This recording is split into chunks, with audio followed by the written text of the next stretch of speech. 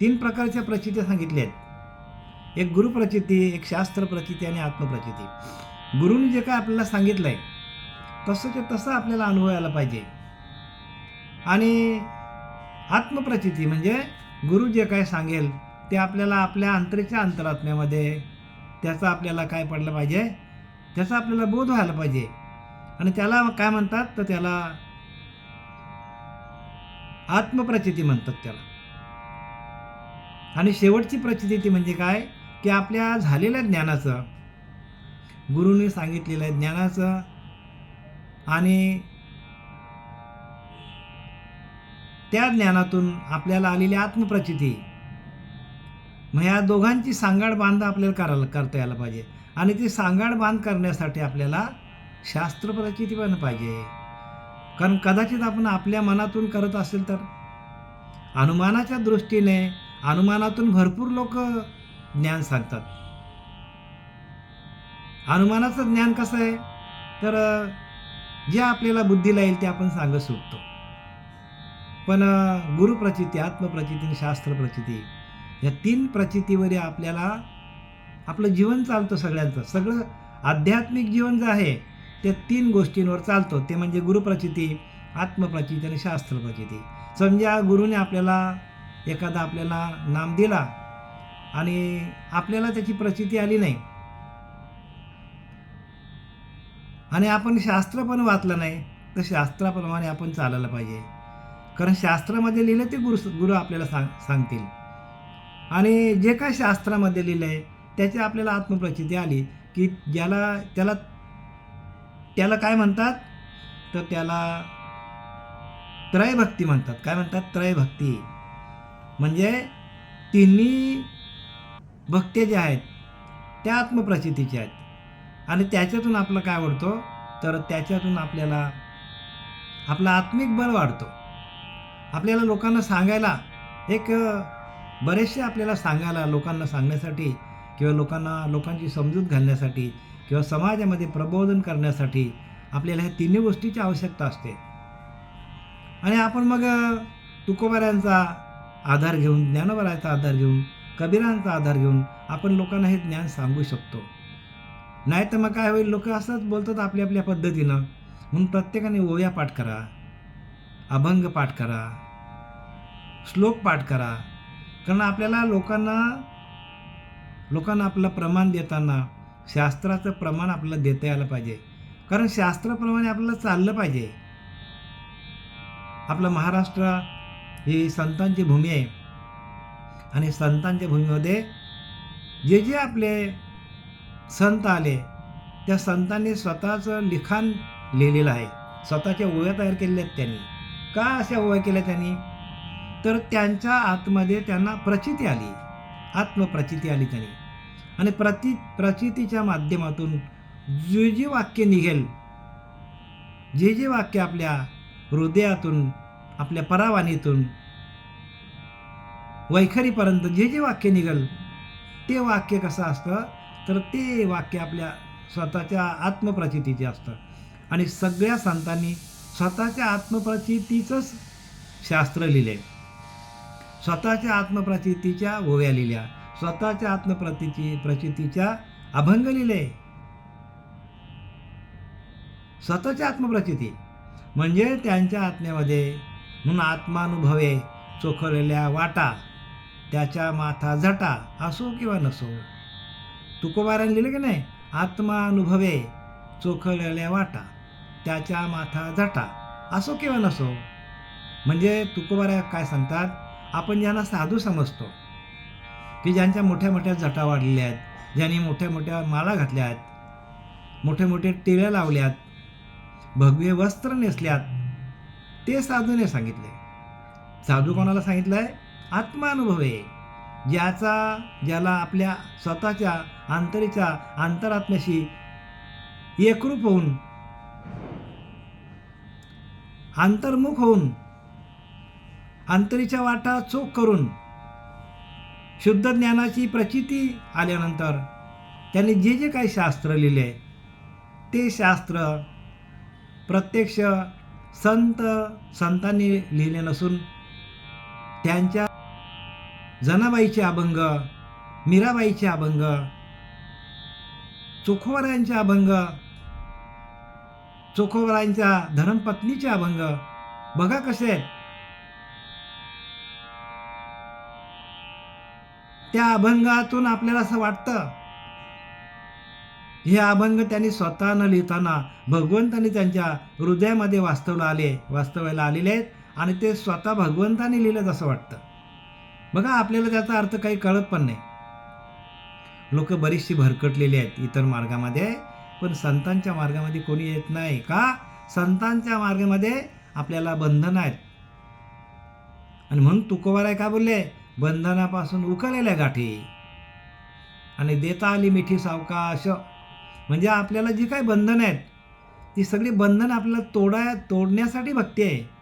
आपण बंधनात राहून भक्ती केली तर आपल्याला कसं होईल सांगा तुम्ही? प्रत्येक माणूस बंधनामध्ये अडकलाय. खाण्याचं बंधन, पिण्याचं बंधन, सगळे विषय तुमच्या आतमध्ये आहेत. माणसाच्या पिंडामध्ये सगळे विषय आहेत आणि तो निघालाय.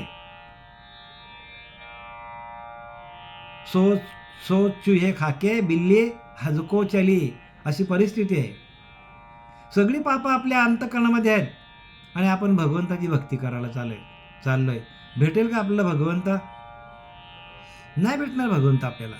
कारण सगळे विषय आपल्या ओतप्रोत भरलेले आहेत. प्रत्येकाच्या हृदयामध्ये, प्रत्येकाच्या अंतःकरणामध्ये, प्रत्येकाच्या मनाकडे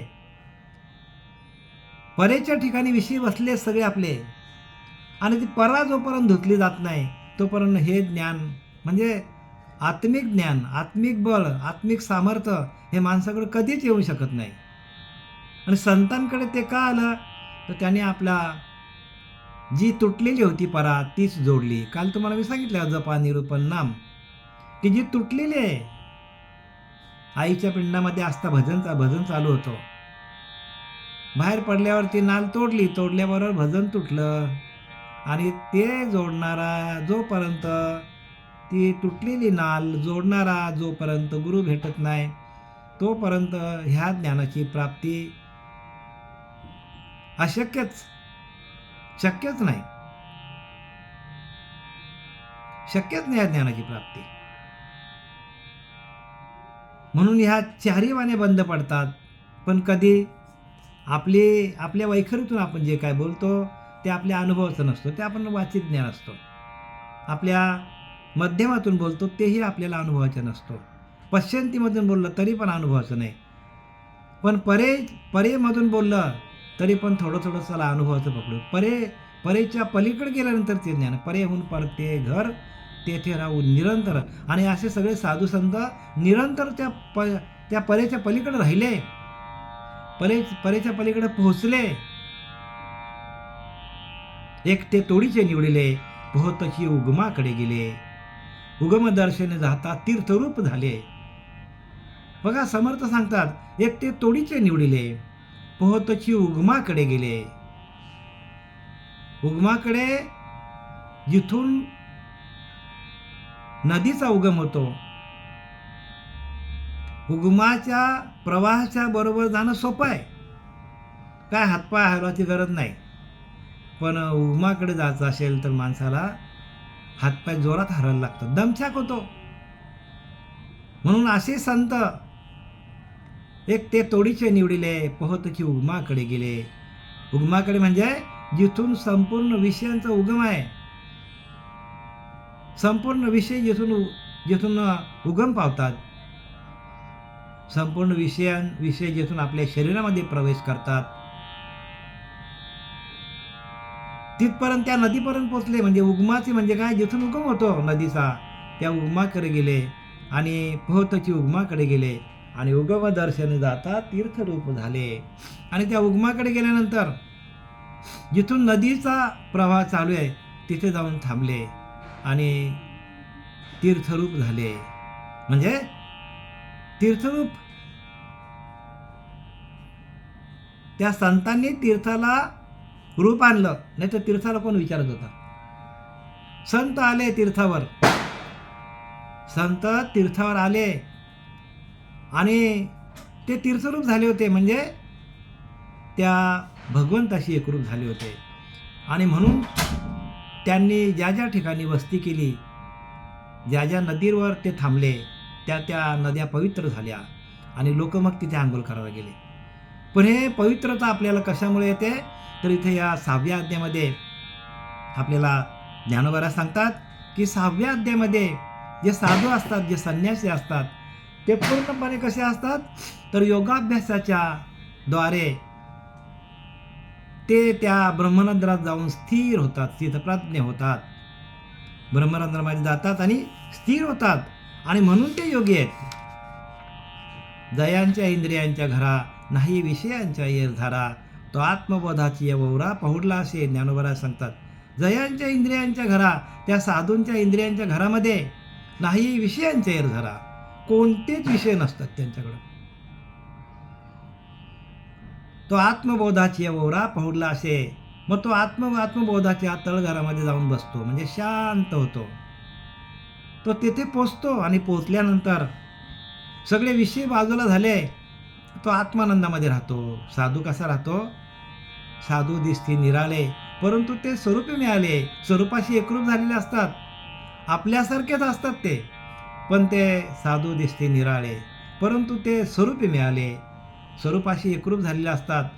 अवघे मिळून एकची झाले, देहातीत वस्तू, देहाच्या पलीकडच्या वस्तूशी एकरूप झालेले असतात, म्हणून त्यांना साधू म्हणतात. त्याने संपूर्ण 6 विषय ज्याने धुतलेले असतात, काम, क्रोध, लोभ, मद, मत्सर, दंभ, संशय, हे सगळे विषय त्यांनी काय केलेले असतात, धुवून टाकलेले असतात. आणि ते धुण्याची जी पद्धत आहे ती अष्टांग योग आहे. आणि तो अष्टांग योग या 6व्या अध्यायामध्ये, अर्जुना तू योगी हो, अर्जुना तू योगी हो, कृष्ण परमात्मा अर्जुनाला सांगतो, अर्जुना तू योगी हो. म्हणजे कोणाला सांगितले, आपल्याला सांगितलेत. योगी म्हणजे काय, की त्या परब्रह्म स्वरूपाशी एकरूप होणं, आणि तो योग जमला पाहिजे आपल्याला. आपल्या आत्मस्वरूपाशी एकरूप होणं, आपलं स्वरूप साक्षात्कार होणं, आपल्याला आपल्या आत्मस्वरूपामध्ये, आपल्या आत्मानंदामध्ये आपण रममान होणं, आणि त्याला योगी सांगितले.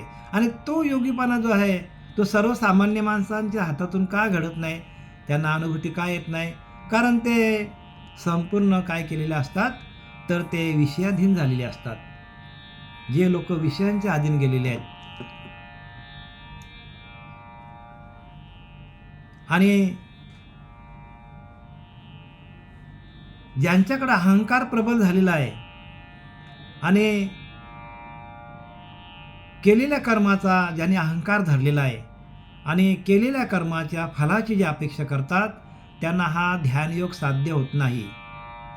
आजच्या या आपल्या पहिल्याच श्लोकामध्ये भगवंताने अर्जुनाला सांगितलंय, अनाश्रित कर्मफलम कार्यकर्म करोति यः स संन्यासीच योगीच निरग्निर न चाक्रिय.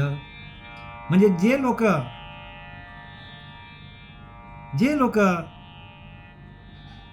अहंकारामध्ये अडकलेले आहेत, कर्माचा अहंकार, मी केलं, माझा संसार, माझी गाडी, माझा बंगला, असे जे अडकलेले लोक आहेत, त्यांना भगवंताच्या आत्मस्वरूपाची प्राप्ती कधीच होणार नाही. आणि ज्यांनी केलेल्या कर्मातून फळाची अपेक्षा धरली, तर ते फळच त्यांना त्रासदायक होतो. ध्यानयोग का सांगितलंय, आपण जे काय दिवसभर कार्य करतो, त्या कार्याच्या आपल्याला जे आपण कार्य संसारातलं जे आपण कर्म करतो, त्या कर्माचा अहंकार माणसाला होतो, आणि जगामध्ये मान मिळण्यासाठी तो जातो. आणि ज्याने मान मिळवण्यासाठी ज्यांनी प्रयत्न केले, ज्याला मान सन्मानाची आवश्यकता आहे, त्याला हा ध्यानयोग साध्य होत नाही. हे पहिल्या या श्लोकातून अर्जुनाला भगवंताने सांगितलेलं आहे. आणि ज्याने कर्माच्या फलाची अपेक्षा केलेली आहे, कर्म करा. भगवंताने लिहिले की नाही मागच्या 3ऱ्या अध्यायामध्ये, तरी उचित कर्मे आघवी तुवा आचरुणी मजा अर्पावी. सगळ्या प्रकारची कर्म कर अर्जुना, पण मला अर्पण कर. कारण जर ती तुझ्याकडे ठेवली तर तुला अभिमान येईल, तू फळाची अपेक्षा करशील, आणि फळाची अपेक्षा केली, अभिमान केला, तर तुझा ध्यान लागणार नाही अर्जुना. जगामध्ये हेच चाललेलं आहे. माणसाचं ध्यान का लागत नाही? ध्यानयोग साध्य का होत नाही? आत्मसंयम योग साध्य का होत नाही? अभ्यास योग साध्य का होत नाही? त्याला कारण, एकमेव कारण हेच आहे. तै तैसीची उचित करी परी आटोपून होय शरीरी आणि बुद्धी करुणी फळवरी जयाची ना. ते सर्व यथाविधी करून तो आपल्या शरीरात अहंकार उत्पन्न होऊ देत नाही. योगी कोणाला म्हटलंय? जो आपल्या शरीरामध्ये केलेल्या कर्माचा अजिबात अहंकार होऊन देत नाही. आणि बुद्धी जी आहे त्या बुद्धीमध्ये फळाची अपेक्षा धरत नाही, आणि म्हणून तो योगी आहे. आणि तो योग साधला तर आपण संसारातून मुक्त होऊ. आपण मुक्त का होत नाही? संसारातून आपण मुक्त का होत नाही? त्याला एकमेव कारण काय आहे? तर आपण फळाची अपेक्षा करतो. आपण फळाची अपेक्षा केल्यामुळे आपण त्या फळाच्या अपेक्षेमध्ये अडकतो. केलेल्या कर्माचा अहंकार माणसाला काय करतो? अधोगतीला घेऊन जातो. आणि हे साधूकडे नसतात, म्हणून ते साधू आहेत. आणि म्हणून त्यांनी काय केलं? अर्जुनाला सांगितले की अर्जुन बघ, तू अभ्यासाशी काही सर्वथा दुष्कर नाही. या लागी माझ्या ठाई अभ्यासी मिळे. अभ्यासाशी काही अभ्यास केला, ध्यानयोग केला, आणि जर तुमचं ध्यान लागलं, थेट तुमचं ध्यान जर लागलं आणि तुम्ही तुमच्या आत्म्याशी एकरूप झालं, तर कुठलाच विषय तुम्हाला छळू शकत नाही. कुठलाच विषय छळू शकत नाही. संसार तो कुठल्या कुठे जाईल माहीत पडणार नाही. कारण संसार नाशिवंत आहे. संसार कसा आहे? आज दिसतो आपल्याला, पण आज न उद्या याचा काय होणार आहे? नाश होणार आहे. मग नाश काय होत नाही? तर जे तत्व आहे त्या तत्वाचा नाश होत नाही. त्या तत्वाशी एकरूप होता होता ध्यान आपण कसलं करतो? संसाराचं करतो? देवाचं करतो? नाही. ध्यान कसलं करतो आपण? त्या परब्रह्म तत्वाचं ध्यान करतो आपण. परब्रह्म तत्वाशी एकरूप होतो, आणि ते तत्वाशी एकरूप झालो, त्या चैतन्याशी एकरूप झालो, तर चैतन्यच आपल्या रोम रोम रोम मध्ये ते चैतन्यच आपल्या संसारतो. आणि मग ते चैतन्य संसारल्यानंतर आपल्या संपूर्ण शरीरामध्ये आत्मसुख, आत्मानंद, आत्मचैतन्य, आत्मबोध तयार होतो. आणि मग त्या चैतन्याशी आपण एकरूप झाल्यानंतर आपल्याला संपूर्ण देहाचा विसर पडतो. आणि म्हणून आपल्याला ध्यानयोग दिलेला आहे. ध्यानयोग कशाला दिला आहे? की आपण ध्यान करता करता आपल्या इंद्रियांवर जे विषय बसलेले आहेत ते आपण काय करायचं? झटकून मोकळे व्हायचे. ते सगळे निघून गेले आपल्याकडनं. निदान आपण ध्यान करताना तरी आपल्यातनं ते निघून गेले, तरी आपल्याला आत्मसुखाची गोडी मिळते. आणि ती गोडी आपल्याला मरणाच्या शेवटपर्यंत ती आपल्याला हव्याविषयी वाटते. ती गोडी. मन हे एक असा इंद्रिय आहे बरं का, ते दिसत नाही, पण त्या मनाला जसे आपण चटक लावू तसा तो तिकडे धावतो. आणि त्याच मनाला जर आत्मसुखाची चटक लागली तर तो आत्मसुखाकडे येतो. त्याच मनाला आपण विषयांची चटक लागली तो विषयांकडे धावतो.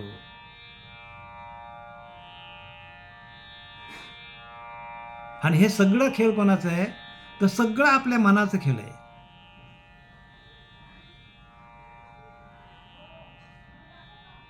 मनबुद्धी अगोचर न कळे तर्काचा विचार उल्लेख परे होऊन पर या नाव ज्ञान. काय सांगितलं? ज्ञान कशाला म्हणतात? जे मनालाही कळत नाही, बुद्धीलाही कळत नाही. मनबुद्धी अगोचर, मनाला बुद्धीला अगम्य आहे. न कळे तर्काचा विचार, तर्क पण तिथं पोचत नाही. मनबुद्धी अगोचर न कळे तर्काचा विचार उल्लेख परे होऊन पर या नाव ज्ञान. परेच्या पलीकडे गेल्यानंतर ते आपल्याला ज्ञान प्राप्त होतं. आणि ते सुख काय सांगू? वाचा बोलतं, वाचाने सांगता येत नाही ते सुख. आणि त्या सुखाची गोडी लागली. आणि ते सुख मिळवण्यासाठी प्रत्येक साधकाला ते सुख आहे. आणि ते सुख मिळवण्यासाठी प्रत्येकाची धावपळ आहे, प्रत्येकाची धडपड आहे. धडपड कशासाठी आहे? ते सुख मिळवण्यासाठी. म्हणून तर लिहिलं की नाही, सुख कशाला म्हणतात, किंबहुना सोय जीवात्मया लाह्य तेथ जे होय तया नाव सुख. ऐशी अवस्था न जोडता पार्था जे जिजे तेची सर्वता दुःख. दोन्ही व्याख्या ज्ञानोबरांनी केल्या. सुख कशाला म्हणतात, किंबहुना सोय जीवात्मया लाह्य. अरे अर्जुना, खरं काय सांगू तुला, मी खरं सांगू का, जिथं जीवाची आणि शिवाची भेट होतो, जीव आत्मया लाह्य तेथ जे होय तया नाव सुख, त्याला सुख म्हणतात. जिथं जीवाची आणि शिवाची भेट होतो आणि जी अवस्था होतो अंतःकरणामध्ये त्याला सुख म्हणतात.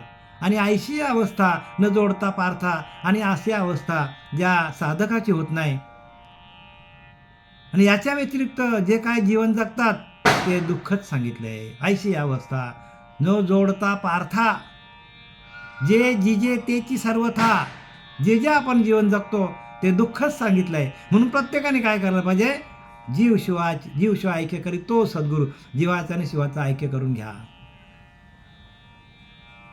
म्हणून लिहिलं की नाही, ऐशियाचा पदर धारा, ऐशियाचा पदर धारा, जेने देव येईल घरा, जेने देव येईल घरा, ऐसे पदराचे धनी संत साधू ऋषी मुनी. बघा, अशा संतांना जा, अशा संतांना शरण जा की जो आपला जीव शिवायचा ऐक्य करून देईल. आणि ती प्रक्रिया आहे, त्या प्रक्रियेच्या माध्यमातून जीवाचा आणि शिवाचा ऐक्य होतो. प्रक्रियाच्या माध्यमातून, त्यानं ती प्रक्रिया संतांनाच माहिती आहे, बाकी लोकांना नाही माहिती. आणि म्हणून ते संत आहेत, शांत झाले, एकांतात गेले आणि एकाशी एकरूप झाले. आपण एकांतात गेलोच नाही, आपल्याला एक काय माहीतच नाही, मग आपल्याला ते ज्ञान कसं होईल.